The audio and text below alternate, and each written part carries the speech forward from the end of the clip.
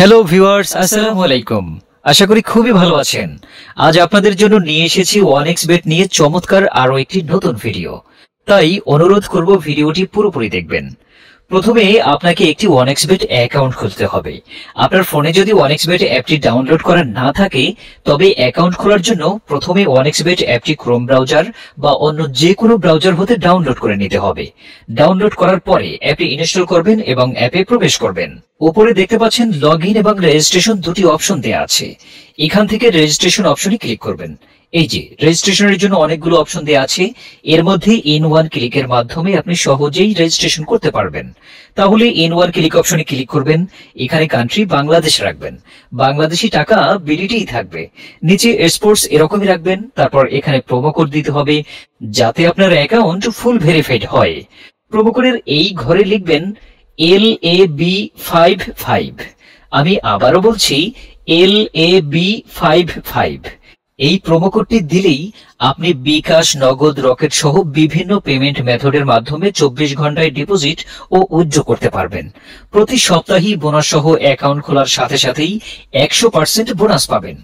এখানে LAB55 এই promo কোডটিই লিখবেন। কোনোভাবে ভুল করলেই আপনার অ্যাকাউন্ট পুরোপুরি ভেরিফাইড হবে না।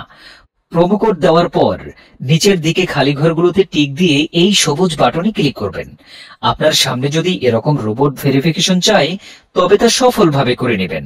তারপর কিছুক্ষণ অপেক্ষা করলে দেখবেন আপনাকে ইউজার আইডি আর পাসওয়ার্ড দিয়ে দিয়েছে। এই ইউজার আইডি আর পাসওয়ার্ডের অবশ্যই স্ক্রিনশট নেবেন অথবা অন্য কোথাও লিখে রাখবেন। এগুলো খুব যত্ন সহকারে সংরক্ষণ করে রাখবেন। তারপর নেক্সট বাটনে ক্লিক করে লগইন অপশনে ক্লিক করে অ্যাকাউন্টে লগইন করবেন। এখন অ্যাকাউন্ট ভেরিফাই করবেন কিভাবে তা দেখাচ্ছি।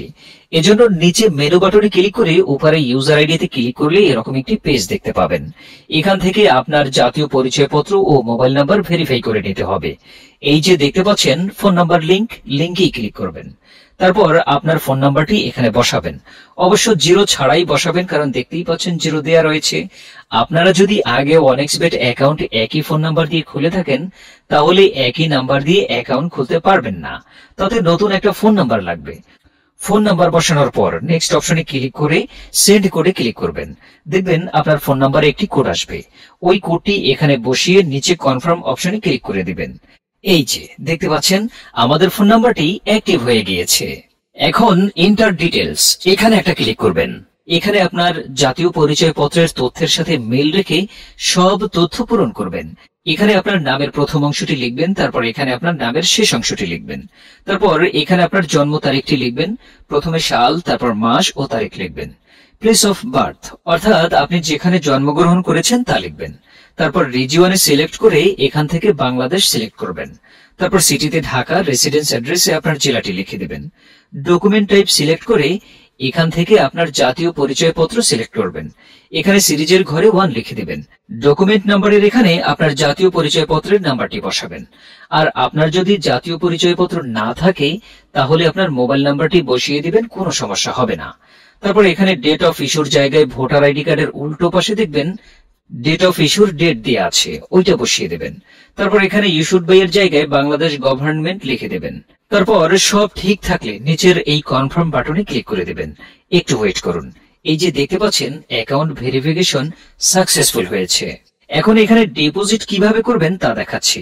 ডিপোজিট করার জন্য এই যে এখানে দেখতে পাচ্ছেন ডিপোজিট অপশনের উপর একটা ক্লিক করবেন। তারপর আপনার সামনে এরকম একটা পেজ আসবে। এখানে বিকাশ, নগদ, রকেট সহ বিভিন্ন পেমেন্ট মেথডের মাধ্যমে আপনি ডিপোজিট করতে পারবেন। তো আমি আপনাদের দেখিয়ে দিচ্ছি কিভাবে বিকাশ পেমেন্ট মেথডের মাধ্যমে ডিপোজিট করবেন। তো এখানে বিকাশ অপশনের উপর একটা ক্লিক করবেন।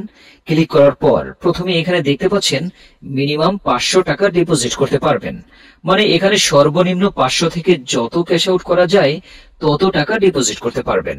এখানে এই যে দেখতে পাচ্ছেন তারা একটি বিকাশ এজেন্ট নাম্বার দিয়ে রেখেছে।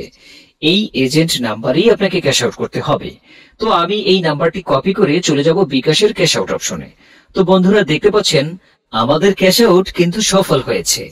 এখানে দেখতে পাচ্ছেন ক্যাশ আউট করার পর তারা আমাদের একটা ট্রানজেকশন আইডি দিয়েছে। এখান থেকে এই ট্রানজেকশন আইডিটি কপি করে চলে যাবেন সেই আগের অপশনে। যাওয়ার পর এই যে আপনি উপরে যত টাকা ক্যাশ আউট করেছিলেন তা লিখবেন। তো আমি যেহেতু 2000 টাকা করেছি, তাই 2000 টাকাই লিখলাম। তারপর আমরা যেই ট্রানজ্যাকশন আইডি কপি করে এনেছি সেই ট্রানজ্যাকশন আইডি এখানে বসাবো। এরপরে বিকাশ ওয়ালেট নাম্বার, মানে আপনি যে বিকাশ নাম্বার থেকে ক্যাশ আউট করেছিলেন সেই বিকাশ নাম্বারটি এখানে লিখে দিবেন। এরপরে নিচে কনফার্মে ক্লিক করে দিবেন। কনফার্মে ক্লিক করার পর আপনাদের সামনে ডিপোজিট সাকসেস নামে এরকম লেখা আসবে। তার মানে বুঝতেই পারছেন আপনাদের ডিপোজিট রিকোয়েস্ট সফলভাবে তাদের কাছে চলে গিয়েছে। তারপর 5 থেকে 10 মিনিট পর দেখবেন আপনার অ্যাকাউন্টে টাকাটা যোগ হয়ে গিয়েছে। তো বন্ধুরা, আশা করি পুরো বিষয়টি বুঝতে পেরেছেন। এখন আপনি নিজেই ঘরে বসে বেট প্লেস করে ইনকাম করতে পারবেন লাখ লাখ টাকা।